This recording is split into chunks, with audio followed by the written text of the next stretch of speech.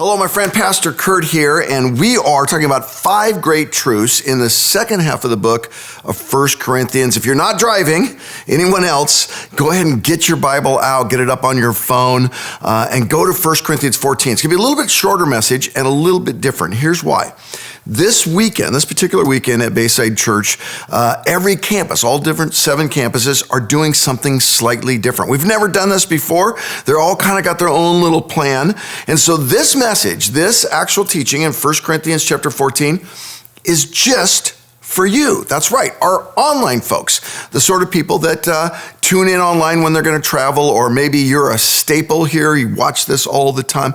I want to tell you, we love you, we appreciate you. Through all of COVID and all the cultural chaos, man, you have stayed rock solid. We've had a core group of you that have been tuning in and watching this, and I just want you to know in particular, you're very important to us at Bayside. I know some of you, you've not even been back to church yet, and I want to tell you, that's okay, that's cool. I get it. Everyone's responded to this thing differently. I heard someone say a phrase the other day, and I want to say this to you in particular.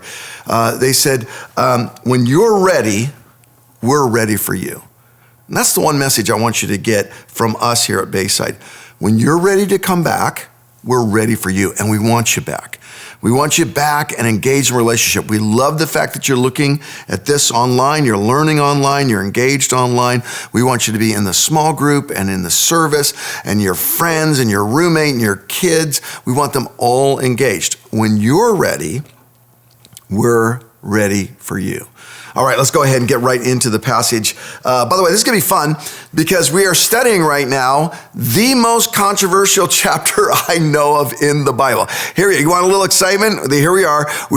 This is hot water. This is big trouble. This is huge debates. Look at the context here and fill that first one. And here's the problem of this passage. It's the most controversial chapter in the Bible. There have been denominations that split over this. There have been families that split over this. There have been churches that split over this.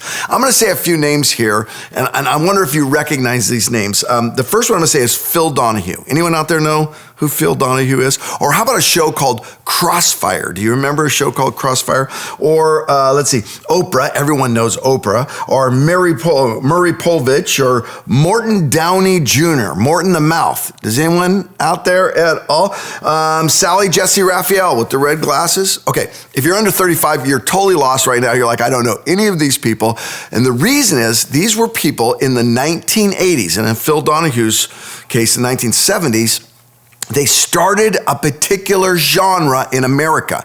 And the genre was shock television, shock talk shows. They would get the most controversial, most opposed people. They get, in case of Crossfire, this is where we got all of our current political debate and political problems. They put one Republican on this side, and they put a Democrat on this side, and the producer off screen would just go yell at each other. And for an hour, they would scream and interrupt and have no decorum. And our whole culture has turned into these shock talk shows. In fact, I'm going to say one name, and I don't care what age you are, you're going to know this name. We have all become Jerry Springer. One family's on this side, one family's on that side. There's a paternity test, and someone's throwing a chair. Guess what? This chapter we're about to look at is the number 1 Jerry Springer chapter in the Bible. And the sad thing is, the Apostle Paul writes it to a desperate, divided, and immature church, and he writes it to unify them. And yet we lose the point. Instead of letting the chapter unify us, we pick apart a couple little pieces here and there, and we disagree on them, and I'm going to show you the parts, and we end up having the same immaturity and disunity that they had in the Corinthian church. Let's not do that. I want you to come to this study wherever you are and whatever background you have theologically, and come at it with a respectful, humble, open mind. If you're in this camp over here, I want you to learn something about this camp. If you're in this camp over here, I want you to learn something about this camp. And I want you, this is the most important thing, to get the main point of the passage, not get sidetracked on divisive secondary issues. What's the main point? It's your next fill-in. The principle here, this passage is, the gifts that we have, and in this case, it's supernatural gifts, but it could be service gifts, it could be leadership gifts. All the gifts that God has given his church, they can be misused. You can misuse the gift of being a pastor. You can misuse the gift of prophecy. You can misuse the gift of helps and then make that manipulative. You can misuse any gift. So the mistake is when they get misused, some people say, well, then don't use them at all. Let's get rid of them altogether. The point Paul is trying to say is that we must grow up. He literally teaches about this. He says we must grow up so that we have proper use. That's the fill-in, proper use. So not misuse, not no use, proper use. How do we do proper use? I'm going to read one paragraph. I'm not going to do the whole chapter. It gives us a flavor for the chapter. We'll go verse by verse through the first part of it, and then I'm going to pull out the 3 big principles on how to have proper use of any gift in your life. This applies to any gift, by the way. It's especially true of supernatural gifts, but it'll work in your workplace. It'll work in your family. It'll work whatever gift you're using, or when you're coaching your kids, your roommate, your coworker on how to use their gift in your team, in your environment. These principles will work there as well. So let's go ahead and jump right into it. By the way, I could hear some of you saying right now, they're going, you're only going to do part of the chapter. I want the whole chapter. I know who you are, you Bible wonks. Here's the thing. If you tune into the Bible study here at Bayside, we're doing 2 full weeks on chapter 14. That's right. If you want to know what the controversies are, well, we're leaning into them heavily. We're going to tell you all the positions. We're going to explain every single verse and every single phrase of every verse. There's one part at the end of the chapter that seems like a contradiction. We're explaining all that. Andrew and I and Dina Davison, 2 weeks in a row, go to the YouTube channel, search for Bayside Church, get into the Bible study, and you'll get every single question you have about this chapter answered. We're going to go at the 50,000 foot level. If you're ready to do this, I want you to put an amen in the chat or just look at your dog on the couch and say, let's go. Okay, here we go. Verse 1, he says this: follow the way of love and eagerly desire gifts of the Spirit, especially prophecy. Follow the way of love. Why does he start there? Because he's giving all this great instruction that's a response to the letter they've written him. And he's like, do this and don't do it that way. And you got to consider this. And in the middle of this specific instruction, boom, he takes it to the 50,000 foot love. You can know all the instruction, but if you're not loving, you blow it. That's all of chapter 13. If you're not loving, you don't got it. So he's tying 13 into 14. You can't just read 13 at a wedding. You got to understand it's tied into a chapter 11. It's tied into chapter 12. It's tied into every place where he talks about Christians gathering together. So he wants you to follow what he said in chapter 13. And how do you do that? Eagerly desire gifts, but prefer the gift of prophecy. Why prefer the gift of prophecy? Verse 2, for anyone who speaks in a tongue does not speak to people, but to God. Okay, this chapter, the context of it is, chapter 11, he says, now about when you gather together. When you gather together. And then later on in 14, he's going to say, now when you gather together. So the context is the Christian gathering. It's your small group and it's your church service. So he's saying if you come into the church service, super important you get that context. You come into the church service and you're speaking in a tongue, you're not speaking to the people around you. You're speaking to God. So in that situation, prophecy is better than speaking in a tongue. What do you mean by speaking in a tongue, Curt? Hold on, I got you. I'll explain it. Indeed, no one understands them, the tongues. They utter mysteries by the Spirit, but the one who prophesies speaks to people for their strengthening, encouraging, and comfort. Here is the Apostle Paul going back to chapter 13. The goal is not how much you speak in tongues, how incredibly spiritual you look. It's, is anyone strengthened? Is anyone encouraged? Is anyone comforted? Verse 4, anyone who speaks in a tongue edifies themselves, but the one who prophesies edifies the church. The gathering is not about you. It's about the gathering. The hearer is more important than the presenter. By the way, that's a lesson the church could really learn right now because we're all about the presenter. Do you see that guy's Instagram? Ooh, did you see the sneakers he was wearing when he preached that great sermon to that big, huge crowd? You see how his production, and listen, I'm a fan of preachers. I love preachers. I'm not putting any preacher down, but the Church of Jesus Christ does its best when the emphasis is on the hearer, not the presenter. I had an old friend, whenever he preached, he would start the sermon with this prayer. And God, let the speaker leave unnoticed, but let your word last and last in our hearts. That's the kind of communicators we need. All right. Anyone who speaks in a tongue edifies himself, but the one who prophesies edifies the church. Edify, it just means built up. It means, you ever have someone that when you're around them, they just, on the inside, you get stronger? That's what edify means. Verse 5, I would like every one of you to speak in tongues, but I would rather have you prophesy. The one who prophesies is greater than the one who speaks in tongues, unless someone interprets, so the church may be edified. Here's the theme over and over again. He wants the group edified. He wants the individual to submit to the group and the group to be edified. But he does it in a mature way. He doesn't forbid tongues. Later on, he says, hey, don't forbid tongues. He says it very clearly. He's like, find the mature thinking. He uses a childhood analogy later. He says, listen, don't be like children in this area. There's a tension here. Tongues are okay. It's okay that people are speaking in tongues. Just don't do it so much in church service.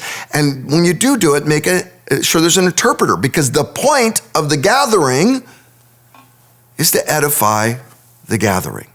What the Corinthians are doing is they're kind of giving into their culture. What's their culture? It's celebrity orators. We've talked about this. Go back and look at the past messages. So Athens was known for philosophy. Corinth was known for presentation. So they've kind of taken that presentation celebrity and they've brought it into spiritualness. They're like, look how much I speak in tongues, and look how much my speaking in tongues it's so spiritual. I am just so close to God. And it's actually, no, you're not close to God. You're drawing attention to yourself and you're not edifying the group, which is the whole point of the group gathering. Now, I know what a bunch of you are thinking right now. You're going, Curt, I don't even believe in tongues. And by the way, I am super uncomfortable with the discussion of tongues. Tongues is an uncomfortable discussion for a lot of people. It's intense. It's emotional. A lot of people wonder, is it being faked? Is that being faked? That makes people very uncomfortable. I remember I was in a church once and my mom came to hear me speak at this church. And my mom hardly ever came to church at all or heard me speak. So it was a really exciting thing for me. And it's this Dutch church. And so it's pretty conservative. It's pretty tame. I'm sorry, Dutch people, but that's a little true. And I'm about to preach and this lady stands up in worship, and in between songs, she just starts speaking in tongues, just scary tongues. And the whole room's like, what's going on? And then she interprets the tongues. Well, after the sermon, I'm like, Lord, please don't let that topic come up at lunch. I just wanted my parents to have a good church service, and this thing happens, and we sit down to the lunch, and my mom doesn't want to talk about it, and my dad doesn't want to talk about it, but my Aunt Maureen is there. My Aunt Maureen, I love her. She's an incredible person. But she looks at me, she says, Curt, that's the first Protestant service I've ever been in. And she's Catholic, and she said, was that lady speaking in glossolalia? And I was like, yes, that's the technical term for it. And she's like, I've always wanted to know about glossolalia. And we spent the next hour and a half, and the only thing we talked about was tongues. So if you're uncomfortable with tongues, I agree with you. It can be a little uncomfortable, but it's here in the Bible, and we got to figure out what we actually believe about it. Now, before I get to the points, I got 3 simple points. We're going to go fast. Let me tell you the 3 big positions. Now, this is an oversimplification. There's a lot of different positions that people have on what tongues is and what tongues in this particular chapter are, but I'm going to give you the 3 really big ones. There's nowhere on your notes if you've got the outline to write this in. You just got to find some white space. But the first one that explains this is the native language explanation. So this is how this goes. People are saying this is not supernatural tongues we're talking about. In the city of Corinth, there is common Greek. There is the language of the city of Corinth. And then there is a lot of people, because Corinth was populated by the Romans with a lot of people from different places. There are a lot of people that Greek is not their first language. And then there's what the Bible calls barbarians, especially a lot of ex-slaves would be called barbarians. Now, they don't mean that as an insult. A barbarian in the biblical sense is anyone who doesn't speak Greek. So a German would be a barbarian, a Northern African would be a barbarian. And so the city is populated with a lot of these languages. So some theologians look at this and say, here's what's going on. Native languages, there's multiple human languages or tongues that were spoken in the diverse city. And what people did when they came to church, they preferred talking in their native language instead of in the Greek, and it was creating all the confusion. So Paul's basically saying, listen, if someone's going to talk in their native language that no one else understands, it's not going to edify anyone. If people want to do this, we should have 3 people do it, but make sure there's someone who knows both languages, an interpreter in the group. So that's one explanation of what tongues means in this passage. The second explanation is called continuous explanation. And continuous is exactly what it means. It means God supernaturally gives this gift of tongues, and he does it as a way to endue the church with power, especially in evangelism, and to endue the individual with edification. It's a direct spiritual line, Pentecostal theologians would teach, to God, where you feel like you're connecting with God and you're bypassing any hindrance of your own words. You're spirit to spirit connecting with God. And they believe that this gift was given to the first church as a way to empower them and get them through all the persecution of the early church, and that it's still available to us, as is prophecy and healing and other gifts of power. The gifts have continued. They started the church and they've continued. That's the continuous position. And the third one is the cessationist explanation. The cessationist explanation says that these gifts were given, they were supernatural, tongues and interpretation, prophecy, healing, words of knowledge, those sort of gifts, but they were given just to start the church and to authorize the New Testament canon. So these special dispensation of supernatural gifts were given, but once we had the Bible and the Bible was put together, those gifts ceased. We didn't need those gifts anymore because we have the Bible. Which position am I? I am a number 2. I'm a number 2. I think God is the same today, yesterday, and tomorrow. Now, I do believe there's a lot of excess in the number 2 position. People can abuse the gifts. It can lead to emotionalism. It can lead sometimes to extra biblical convictions. So I like to consider myself an intelligent, conservative, rational, reasonable continuist. I have a lot of friends and people I deeply respect that are cessationists. I'm not sure I get the first argument. I think there's too much in the passage to have it be a natural language argument, but it's a clever one. I'm kind of number 2, but willing to learn, and I don't want to fight with anyone about it. I myself have experienced many supernatural things from God. And I think the passage, it doesn't clearly say these things are stopping. And so that's where it's challenging me. All right, let's move on. Controversy's over. There's more controversy at the end of the chapter when he talks about women, but you'll have to go to the Bible study to see that. Okay, Paul's priorities in practicing the gifts. If we're going to have any gift, let's say you're a cessationist and you don't believe supernatural gifts, any gifts, what is Paul's priorities? And he makes 3 dynamite arguments for you. They're really clear, and they're beautiful if we'll execute them. They'll bring maturity and unity to your life. What's number 1? Clarity is critical. When we're gathering, when you're working on a team, when you're in a family, it's really important to have clarity. This is why couples fight when they get older, because they get deaf. The less clarity you have, the more fights you have. Did you hear the one about the guy that was so frustrated with his wife losing her hearing? He went to the doctor and said, "Doctor, how can I convince her she's losing her hearing?" He says, "What do I want you to do? I want you to walk in the front door and I want you to ask her a question. Then if she doesn't answer, walk 10 feet forward, ask her another question. If she doesn't answer, another 10 feet until you find the range in which she can hear your voice. Then come back and report to me." This guy comes home, opens the door, steps in, he says, "Dear, what's for dinner?" Nothing. Takes 10 steps. "Dear, what's for dinner?" Nothing. Another 10 steps. "Dear, what's for dinner?" She said, for the 3rd time, "Chicken." Do you get it? He was the deaf one. I didn't even get a laugh from the crew here. I'm not even getting a laugh from the crew. I love that joke. It's frustrating to not be heard, and it's frustrating when things are unclear. Have you ever been at a party or a restaurant and there's too much background noise to talk? What the Apostle Paul is simply saying here is, when we are mature and unified, we'll be concerned about whether or not everyone is able to hear.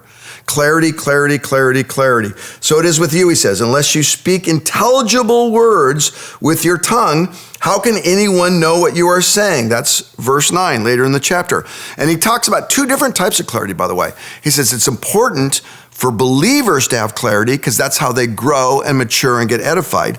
But it's also important for non-believers to have clarity in our services, to be concerned about whether they hear what we're saying. This is why at Bayside we try to watch our Christianese. We try to actually speak in a way that's accessible to all people, no matter where they are on their spiritual journey. All right, number 2, write it in. Keep serving skeptics. So the Apostle Paul says, listen, when the whole church comes together and everyone is speaking in tongues, and if it's not clear what's going on, they're going to actually leave your service and go, that group, they are whack. By the way, I have been to that service. Can we all just admit something? Going to church is a little bit strange and weird for people that are not on a spiritual journey or just starting their spiritual journey, even if there is no uninterpreted tongues in it. Even if it's just normal foreign language or and the natural language people are right about this passage. It's just weird. It's strange. First of all, you'll hardly ever walk into a building where a bunch of people are just standing and singing. All sorts of people singing that can't sing at all. And you stand next to the guy and he's singing, and the girl over here, she's singing, and all of a sudden the girl over here, she's so pumped about Jesus, she just lifts her hand and whacks you right in the nose, and then all of a sudden a guy gets up there and he talks about taking money, and then all of a sudden a guy gets up there and he talks about a camp that you could send your kids to. What kind of camp is that? Are they going to indoctrinate my kid? Have I gotten myself into a cult? It's a little weird walking into church if you've never walked into church before. I remember as a kid, I used to bring my non-church friends to Catholic Mass. Has anyone here been to Catholic Mass? And the thing about Catholic Mass is it's stand up, sit down, stand up, sit down, stand up, sit down, stand up, sit down, stand up, sit down, kneel. And I'd bring my friend in and they'd be watching. They'd never been to Mass before, so they'd be watching and standing up and sitting down, standing. And when it got to the kneel, I would go all the way like I was going to sit down, and then I'd go to the kneel at the last second. And they would sit down and I'd be like, oh, God's going to kill you because you sat instead of kneeled. This is what church feels like for people. If you have a small group, if you go to any service at Bayside, be concerned for the people around you. That's all Paul's saying. Be empathetic and sensitive. Explain things. Coach people. Answer their questions. Let them ask questions. They shouldn't come in and see chaos and be turned off. And here's my third point, and then we're done. Building up others is the bottom line. Edify, edify, edify, edify, edify, edify, edify. He's like, stop having the attention pointed at you and how spiritual you are because you practice a spiritual gift. And instead, build the group up. Edify the individual and the church. When you come together, each of you has a hymn or a word of instruction, a revelation, a tongue, or an interpretation. Everything must be done so the church might be smarter, more spiritual, better good looking, cooler, more views online? No. The purpose of church is that it might be built up. I remember one time my pastor came to me and said, we need extra help in the children's building. And I said, oh, Pastor, this is the only service I can go to this weekend. If I go help in the children's building, I'm not going to hear the sermon. He looked at me and said, Curt, you have heard too many sermons. Now go do something. What would happen if when you showed up to church, instead of going, I wonder if I'm going to like the worship this week. The announcements went too long. I don't like the way they take that offering. Pastor Andrew's accent, he thinks he's so cool. What if instead you went, who's sitting around me? And how can I serve them? And what's God doing in their lives? I bet you that if you started being outward focused and edify focused, your church service experience would go up. And you'd go, man, I can't wait to see what God's going to do through me and in me when I actually get my eyes on the needs of others. I went to an Italian funeral last week, big Italian family. And man, I will tell you, it was go to a funeral. Because when old people, here's the thing about old people. They say whatever they want to say, and it's beautiful. And you go to a funeral with old Italians, man, I'm telling you, this group of friends, they were really close. They lost their kind of leaders, this guy named Ron, a dear friend of mine, the father of a dear friend of mine. And she wanted to have, and the family wanted to have just like a time for sharing. Oh, extended open mic time. And she was a little worried no one was going to come to the mic. And there was an awkward pause, and everyone was talking, and you couldn't get the room to settle down, and no one was coming to the mic. And finally, this guy, Kyle, came up, and he told one story, and this kind of, the dam broke. And then one after another, these people came up, and they were laughing and crying. Laughing and crying. One guy came up, and he's telling this hilarious story, and he says, you know who's really got stories about Ron? That guy over there. And that guy, he shuffled up there. He could barely walk. He's a little old man. And he grabbed that microphone. He said, you're right. I got more stories about Ron than any of you. But I'm not going to tell them because none of them put Ron in a good light. And he threw the mic down and walked off the stage. You know what they were talking about? They weren't talking about his money. They weren't talking about his job. They weren't talking about his titles. They weren't talking about how many cars he owned, how many houses he owned, how many businesses he owned. They were talking about all the moments that he edified them. All those moments where they felt built up inside. Here's my final thought. Edifying always works. When you get to the end of your life, they're not going to talk about anything except for the most important thing. And that's what you did as a person to edify others. And my friend, when the church comes together in maturity and edifies one another, there is no problem, no trial, no worry, concern that can stand against that strength when we follow the way of love. Amen? Can I pray for you? Father, I pray for each and every person that just heard this teaching, that they would bring greater clarity to their world.